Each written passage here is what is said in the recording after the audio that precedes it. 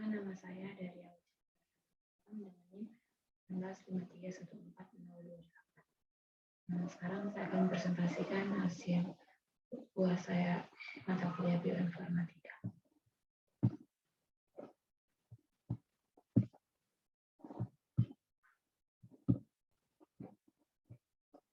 Jadi ini adalah paper yang saya gunakan dengan judul Best Practice in Machine Learning for Chemistry.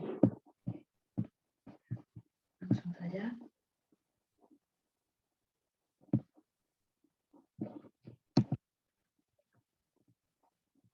Alat statistik berdasarkan machine learning menjadi terintegrasi ke dalam alat kerja penelitian kimia. Di sini kita akan membahas elemen yang diperlukan untuk melatih model yang ada, dapat diulang dan direproduksi, serta merekomendasikan serangkaian pedoman untuk laporan machine learning. Pertumbuhan machine learning. Penerapan teknik statistik machine learning dalam kimia memiliki sejarah. Inovasi algoritma, peningkatan ketersediaan data, dan peningkatan daya komputer telah menghasilkan pertumbuhan yang belum pernah terjadi sebelumnya. Memperluas metode throughput tinggi generasi sebelumnya, dan membangun banyak basis data ekstensif dan terkurasi yang tersedia, kemampuan untuk memetakan antara struktur kimia, molekul, dan bahan, dan sifat fisiknya telah ditunjukkan secara luas menggunakan pembelajaran terawasi untuk kedua generasi, misalnya laju reaksi, dan masalah klasifikasi hasil reaksi. Khususnya pemodelan molekul telah mendapat manfaat dari potensi interatomik berdasarkan proses Gaussian dan jaringan saraf tiruan yang dapat mereproduksi transformasi struktural di sebagian kecil dari biaya yang dibutuhkan oleh teknik simulasi prinsip pertama standar. Literatur penelitian itu sendiri telah menjadi sumber yang berharga untuk menggali pengetahuan latin menggunakan pemrosesan bahasa alami, seperti yang diterapi untuk mengekstrak resep sintesis untuk kristal anorganik. Di luar penambangan data, eksplorasi hyperspace kimia yang efisien, termasuk solusi dari masalah desain terbalik, menjadi dapat dilacak melalui penerapan autoencoder dan model generatif. Berikut ini adalah serangkaian panduan untuk dipertimbangkan saat membuat dan menerapkan model machine learning. Yang pertama adalah sumber data. Kualitas, kuantitas, dan keragaman data yang tersedia memaksakan batas atas pada akurasi dan umum dari setiap model turunan. Penggunaan kumpulan data statis, misalnya dari basis data kimia yang sudah ada, mengarah ke proses konstruksi model linear dari pengumpulan data sampai pelatihan model. Sebaliknya, kumpulan data dinamis dari eksperimen atau perhitungan terpadu mengarah pada proses konstruksi model berulang yang kadang-kadang disebut sebagai pembelajaran aktif dengan pengumpulan data, pelatihan model, gunakan model untuk mengidentifikasi data yang hilang lalu ulangi. Perawatan harus diambil dengan pemilihan data di kedua rezim. Sebagian besar sumber data bias. Bias dapat berasal dari metode yang digunakan untuk menghasilkan atau memperoleh data. Misalnya, teknik eksperimental yang lebih sensitif terhadap elemen yang lebih berat, atau kumpulan data berbasis simulasi yang menyukai bahan dengan sel unit kristalografi kecil karena keterbatasan daya komputasi yang tersedia. Penting untuk mengidentifikasi dan mendiskusikan sumber dan keterbatasan kumpulan data. Database sering berkembang dari waktu ke waktu dengan data baru ditambah terus-menerus. Sangat disarankan untuk mencantumkan semua sumber data, mendokumentasikan strategi pemilihan data, dan menyertakan tanggal akses atau nomor versi. Yang kedua, pembersihan dan kurasi data. Dataset mentah sering mengandung kesalahan, kelalaian, atau outlier. Biasanya database berisi lebih dari 10% data yang salah. Memang, salah satu studi menemukan bahwa 14% dari data yang menggambarkan sifat elastis kristal dalam proyek material tidak fisik. Langkah pembersihan termasuk menghapus duplikat, entry dengan nilai yang hilang, nilai yang tidak koheren atau tidak fisik, atau konveri tipe data. Kurasi data mungkin juga telah dilakukan sebelum publikasi dataset asli. Pembersihan data ini juga dapat mencakup normalisasi dan homogenisasi di mana beberapa sumber digabungkan. Efek dramatis dari kualitas data pada kinerja model dan pentingnya akurasi data yang cermat telah disorot dalam bidang kimia yang terkait erat. Satu studi menunjukkan contoh bagaimana akumulasi kesalahan database dan pemrosesan yang salah dari struktur kimia dapat menyebabkan kerugian yang signifikan dalam kemampuan prediksi model machine learning.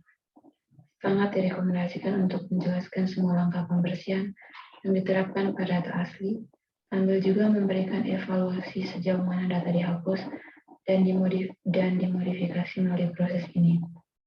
Karena tidak mungkin untuk memeriksa database besar secara manual, penerapan dan pembagian alur kerja semi otomatis yang mengintegrasikan saluran akurasi data sangat penting. Yang ketiga, representasi data.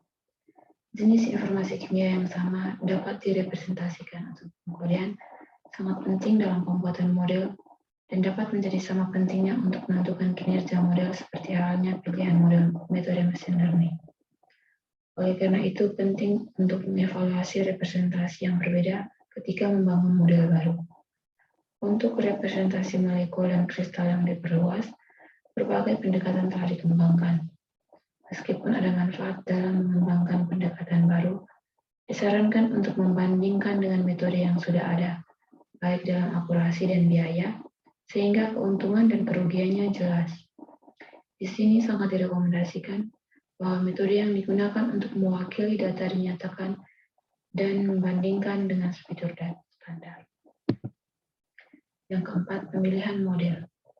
Ada banyak jenis machine learning, mulai dari algoritma klasik seperti mesin vektor pendukung, metode ensemble seperti hutan acak, hingga metode pembelajaran mendalam yang melibatkan arsitektur jaringan saraf kompleks. Akurasi tinggi dalam tugas yang melibatkan misalnya kimia telah dilaporkan untuk jaringan saraf berbasis grafik yang dirancang untuk mewakili interaksi ikatan antar elemen. Teknik transfer learning memungkinkan untuk melatih model superior dari kumpulan data yang lebih kecil yang umum dalam kimia. Dengan satu kasus sukses adalah pelatihan ulang potensi interatomik tujuan berdasarkan kumpulan data kecil dari perhitungan mekanika kuantum berkualitas tinggi. Namun kecanggihan model tidak terkait dengan kesesuaian untuk masalah yang diberikan.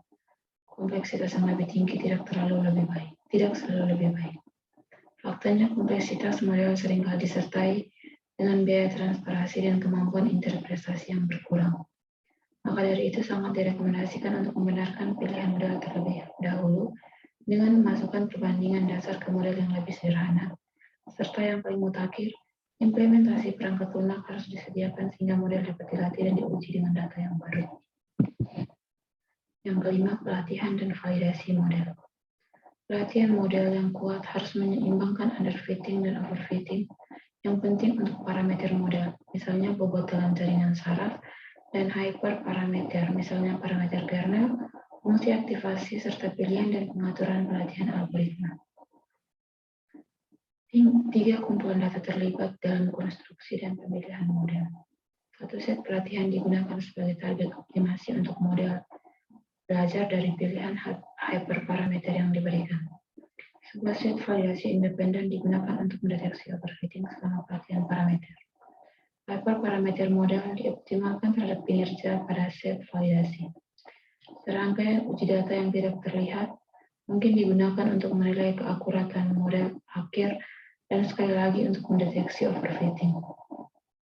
Ketiga set ini dapat dibentuk dari pemisahan acak dari dataset asli atau dengan terlebih dahulu mengelompokkan data dalam tipe yang serupa untuk memastikan pemisahan yang beragam tercapai. Dalam memperkirakan akurasi pelatihan, kesalahan kuadrat rata-rata biasanya diperiksa dan dilaporkan. Tapi harus dipastikan bahwa akurasi dicapai secara seragam di seluruh kumpulan data. Metode validasi yang bertujuan untuk menguji kinerja ekstrapolatif versus interpolatif sedang dikembangkan baik dengan mengecualikan seluruh kelas senyawa, dikenal sebagai seleksi keluar kelas atau pemisahan perancang untuk pengujian.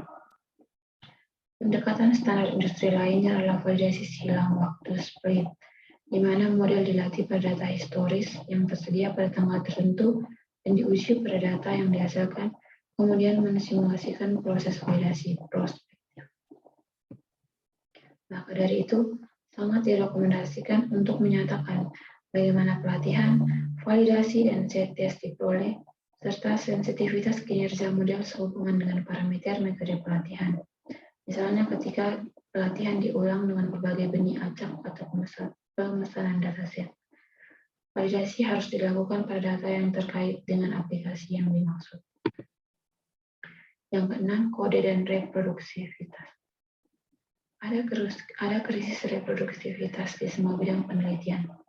Jika kita mengesampingkan kasus pelanggaran langsung dan pemalsuan data, pelaporan selektif hasil positif tersebar luas. Data pengerukan oleh teknik manipulasi untuk menemukan hasil yang dapat disajikan sebagai signifikan secara statistik, sehingga secara dramatis meningkatkan efek yang diamati. Berhipnotis ke hasil diketahui, working, melibatkan penyajian, menyebabkan penyajian hipotesis post hoc dalam laporan penelitian seolah-olah itu pada kenyataan hipotesis a priori. Untuk memperkuat kepercayaan publik pada sains dan meningkatkan reproduktivitas penelitian yang dipublikasikan, sangat penting untuk membuat data dan kode yang tersedia pada umum. Ini melampaui studi komputasi murni dan inisiatif seperti proyek reaksi gelap untuk menunjukkan nilai unik dari eksperimen gagal yang belum pernah dilaporkan dalam literatur. 5 langkah pertama membutuhkan banyak pilihan yang harus dilakukan untuk melatih model machine learning yang bermakna. Sementara alasan dibalik pilihan-pilihan ini harus dilaporkan, bisa saja tidak cukup untuk memenuhi beban reproduktivitas. Maka dari itu, sangat disarankan agar kode lengkap atau alur kerja tersedia di repositori publik yang menjamin pengarsipan jangka panjang. Misalnya, repositori online yang diarsipkan oleh DOI permanen.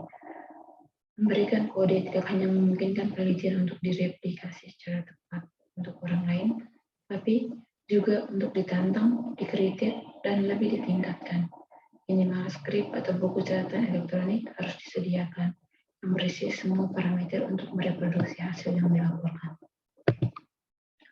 Mempertahankan standar digital yang tinggi merupakan petualangan baru dalam penelitian kimia.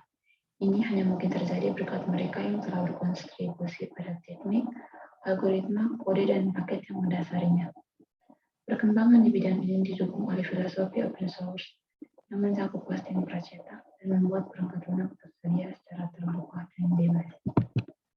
Sekian presentasi dari saya.